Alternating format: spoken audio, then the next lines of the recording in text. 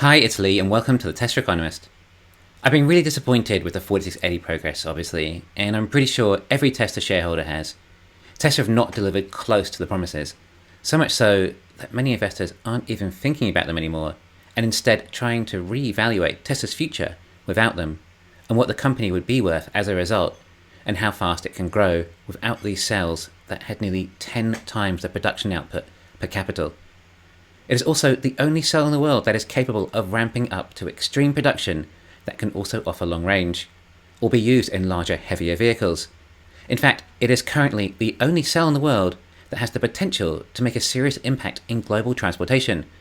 But these dreams somewhat died when we discovered how low an output Tesla were producing.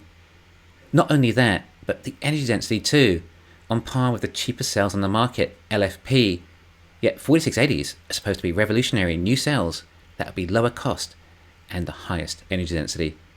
Tesla even started a new line in Texas, and we hoped there might be some progress there, but it doesn't seem to be happening particularly fast yet, given the current output we were just told. But these cells are essential for the Cybertruck. At least that's what many of us thought, although it is possible the Cybertruck could use 2170 cells, but that would mean we forego the structural battery pack. And on Battery Day, Elon told us just how important a structural battery pack is, and we expect the Cybertruck to have the latest and greatest. So much new technology, Elon says, but since the reveal, we haven't really been told about any of it, except possibly the 48-volt electrical system. Anyway, it looks like Tesla definitely will be using 4680 cells in the Cybertruck, but not the ones we thought. It sounds like another line in Texas is going to get going, except instead of producing 4680 cells, it will be producing cyber cells. According to Tesla, these cells are 10% more energy dense, which is absolutely outstanding, and reminds us again of some of the truly amazing engineering feats that Tesla do accomplish at times, albeit often very late. This takes them to energy density at parity of the 2170 cells. So what you might think, we were promised much more, and how is this still impressive? Well, what is impressive is that Tesla have reached this energy density without using any silicon in the anode. Silicon means you can increase the level of lithium in the cell and thus offer a higher energy density. It does, however, mean that the cell will degrade faster too. So actually, all these 4680 cells currently likely do not degrade particularly fast, and possibly the car could do 1,000,000 miles and still have a reasonable range. Anyway, the more I think about this, then the more impressive it is. Not only that, as we're just talking about the energy density of the cells, not the actual battery.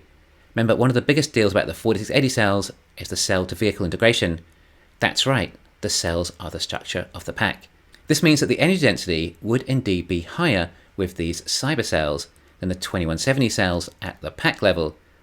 Now, Tesla have not even started this line yet. Therefore, that might mean that the Cybertruck isn't going to be ready until this Cybercell line has reached a reasonable capacity.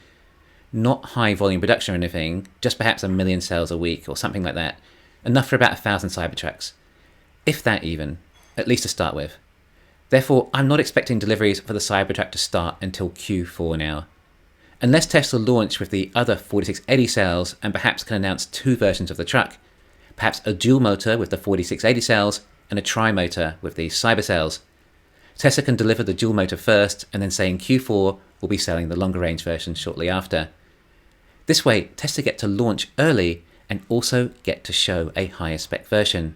If we're talking this level of energy density, then depending on how many cells Tesla decide to pack into the battery pack, we could see up to 400 miles of range, and perhaps about 330 miles for the other version. One version that beats Rivian on range, the other version that beats Ford Lightning on range and price. Tesla would totally destroy the competition when it comes to the electric pickup truck market.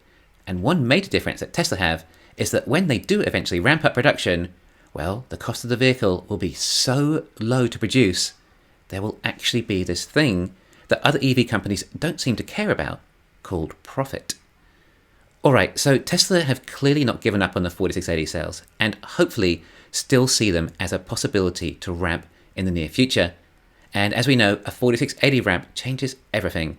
It means Texas and Berlin can hit capacity and reduce costs significantly.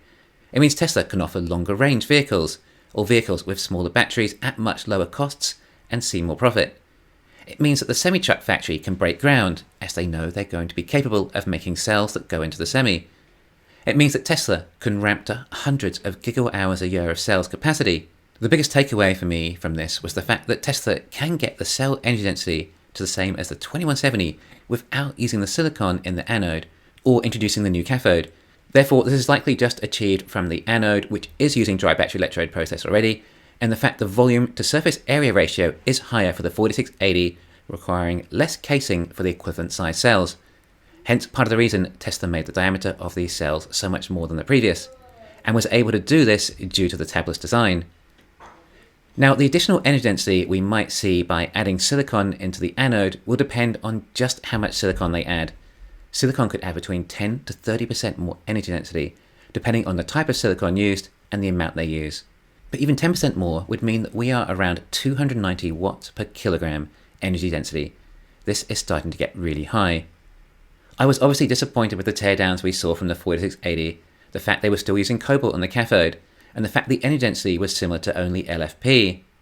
But now the fact we're talking about energy density improving, despite being so far behind what Battery Day had promised, gives us some hope.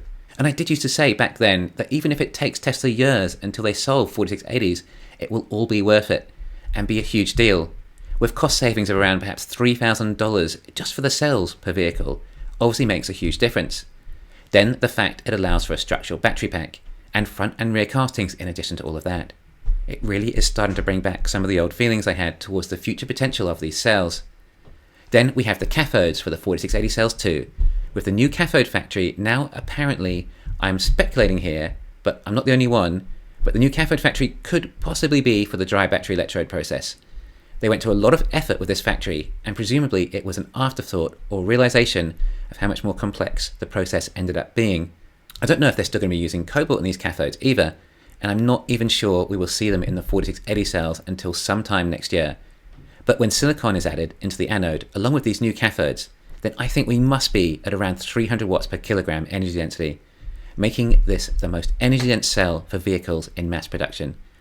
This is indeed very exciting, but for starters, we haven't even seen the Cybercell in production yet, let alone tested the energy density of the future cell, nor the cathode or silicon, and we don't know how long that will take. But it is good to at least see the specs potentially improving from being less energy dense than the 2170 to more energy dense. However, even if Tesla did get that far, it's not a big enough deal until they can demonstrate that they can ramp up the production. That is the most important factor. This is exciting, but there is still a long way ahead. Hopefully Tesla can see a path to achieving it sometime next year. I mean, they need enough of these cells for the Cybertruck, so they have to get them sorted one way or another. Hi there, I'm using Verbalate AI video translation and lip sync software. It's pretty amazing. Watch this. I can translate my videos into other languages. For example, I am now speaking Hindi. नमस्ते, मैं पहली बार हिंदी में बोल रहा हूं, लेकिन वर्बलेट इसे इतना आसान बना देता है. Or how about Spanish? Hola, vaya, increíble. También puedo hablar español. Sign up at verbalate.ai today to gain early access to trial the product for creators and strategic partners, and gain the ability to translate and lip sync videos in all major languages. You can view the info in the description below.